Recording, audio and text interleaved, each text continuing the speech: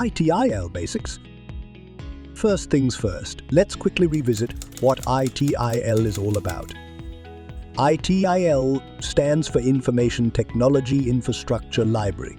It's a framework of best practices intended to facilitate the efficient and effective delivery. The main goal of ITIL is to align IT services with business needs, ensuring that your IT support is as streamlined and productive as possible.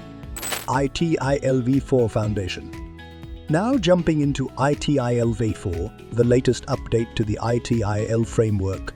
ITIL V4 integrates elements from various modern workflows like Agile, DevOps, and Lean. It emphasizes a holistic approach to service management through a model that focuses on co-creating business value from IT-supported services. ITIL V4 introduces a flexible and robust framework that adapts to today's dynamic business environments. ITIL Incident Management Overview. With the basics out of the way, let's zoom in on incident management, a critical practice within ITIL. Incident management is the process responsible for managing the life cycle of all incidents. Primary goal here is simple but vital: to restore normal service operation as quickly as possible while minimizing the adverse impact on business operations, thereby ensuring the best possible levels of service quality and availability. What is an incident? In ITIL terms, an incident is defined as an unplanned interruption to an IT service or a reduction in the quality of an IT service. This could range from software issues to hardware failures and everything in between.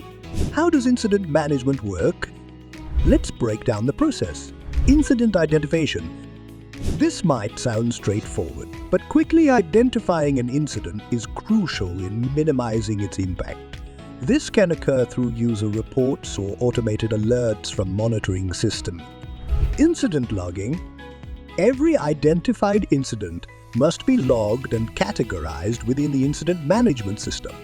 This record keeps track of the details and ensures that nothing gets overlooked during the resolution process. Incident categorization and prioritization. Once logged, each incident is categorized and prioritized based on its impact and urgency.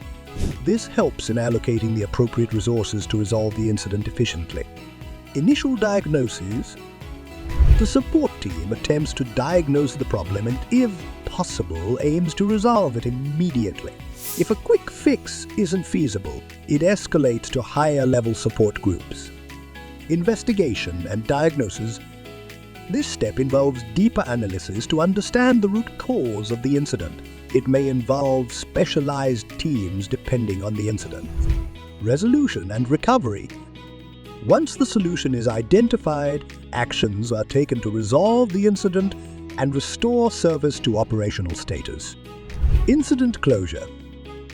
After service is restored, the incident is formally closed in the system. However, before closure, it's crucial to ensure that all service restoration actions are complete and that the user confirms the resolution.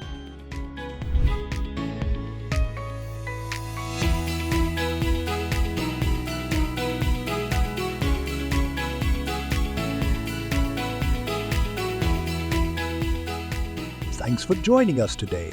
If this video was helpful, please hit like, share, and subscribe for more management insights. Stay tuned for more content, and until next time, keep your services running smoothly. And stay on top of IT challenges. Master ITIL Incident Management for seamless service. Learn more today.